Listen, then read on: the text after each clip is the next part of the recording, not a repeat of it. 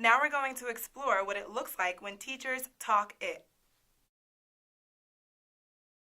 Who can remember what the 4 parts of an RSSE are? What do those letters stand for? Who can tell me what the first R is? The very first thing you need to do to answer one of these questions, get the most possible points. Walker, what's the first part? Restate. Restate what? Restate the question. So you restate the question. You don't come up with anything new in that part. What does the first S stand for? So we have the first R done, RSSE. What does the S stand for? Jacob, what do we do next? Support from text. Good. So you find a clue in the story or in the text, whatever it is, that supports your answer. Robert, what's the next one we do? Support from self. And what does that mean, Chris? I think this means... You explain what it means. I think this means blank, blank, blank. What's the E, the last part, the extend? And this is the one we're really, I think, going to focus on a lot today, Mrs. Rossi and I together. What's the extend, that last part of the RSSE, Sydney? Text itself, text to word, and text to text. Good, so you need to make some kind of connection with the text, some type of relationship, how you can relate to the story, you're thinking to the story. We're going to take the R, and that's going to be our big idea. This is the whole, because what does it have included in the R? What does it contain? When we use RSSE, that model, what does the R actually contain? Our what? Our answer. Our answer. And isn't that like the most important thing when we're answering a question, that we actually, in fact, have an answer? So we think that's the most important part. So that's like the big idea that we're working with. So I read a story called Betsy's Birthday Pony. And in the story it talked about a character named Betsy who loved horses. So here's the response. The question asked me, why does Betsy love horses, or how does Betsy feel about horses? So here's what I wrote. Betsy is the main character in the story, Betsy's Birthday Pony. And it is clear that she has a love affair with horses. In this story, it states, horses are very strong animals and can run long distances. This means that horses can run fast and have endurance.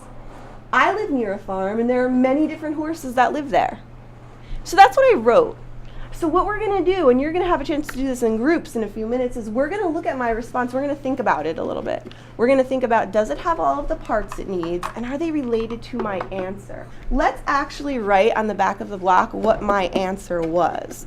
So what was my answer here? What question was I answering? How did I start my response? What was I saying? What was I claiming in my answer? What do you think, Jake? That she loves horses. Okay, I was saying that Betsy loves horses, right? I said she has a love affair with them, and that's what the text said. That was the question. Does she have a love affair with horses? And I said she does.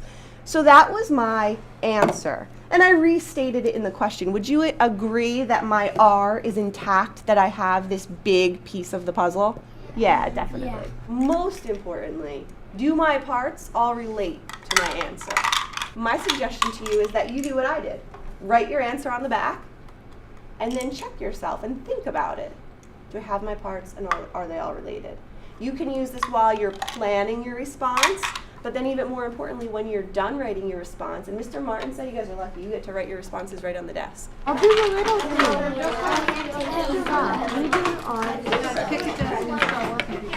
No, we are working.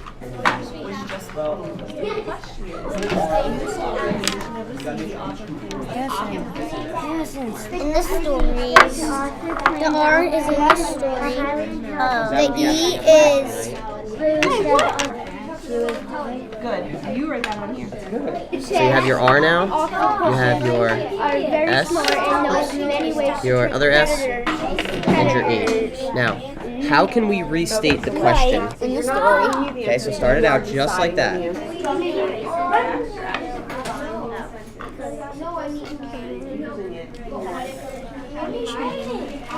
Octopuses are highly intelligent creatures because they're vertebrates, meaning they don't have backbones. Okay. They can squeeze themselves into small spaces between the rocks and vertebrates. So the second S, support from self, is I think octopuses are one of the smartest animals in the sea. Okay, so you have your second S, right?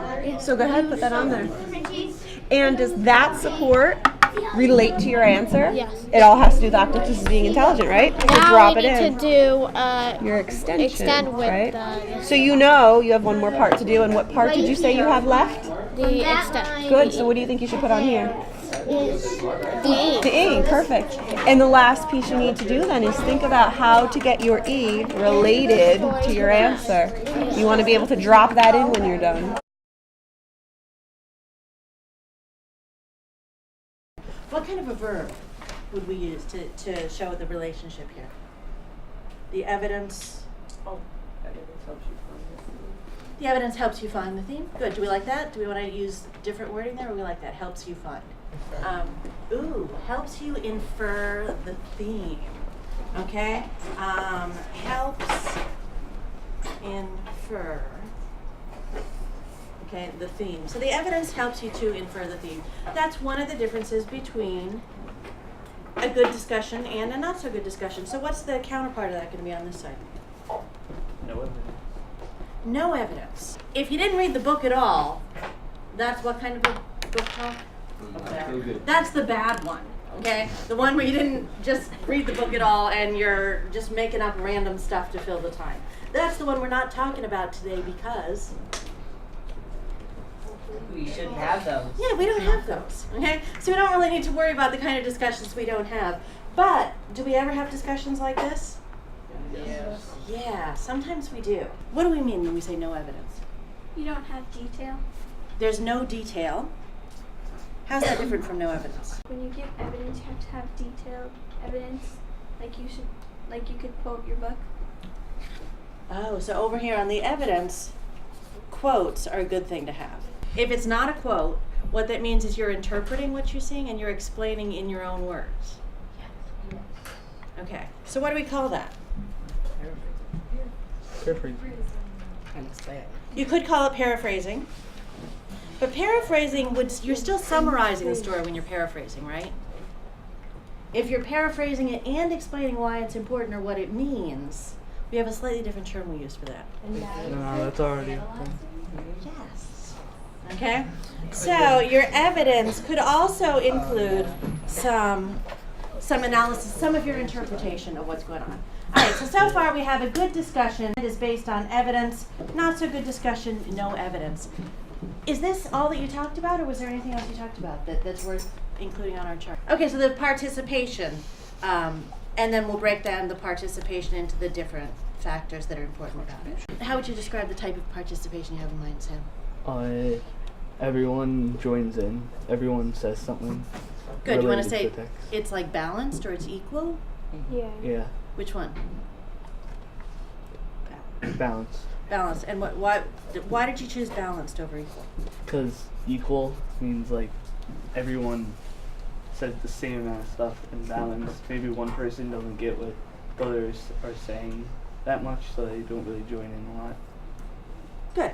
Okay. So balanced, that everybody has something to say. It doesn't need to be exactly the same amount, but everybody's contributing. From the perspective of the listener, you need the speaker to use enough words to explain their thinking. explain everything with the thinking. Okay, so from the perspective of a listener, it's really important that your speaker be specific. If you're speaking in a book club, how do you know at the end whether it was good or not? And it's not too complicated and doesn't drag on about what happened, but that it explains exactly what you meant. So that you were able to explain yourself clearly. Yeah. You're thinking clearly. Are there any relationships between the ideas we have up here? Well, from the perspective of the listener, you want the speaker to explain stuff fully. From the perspective of the teacher, you want the students to be able to explain their thinking. And from the perspective of a speaker, you feel satisfied if you explained your thinking fully.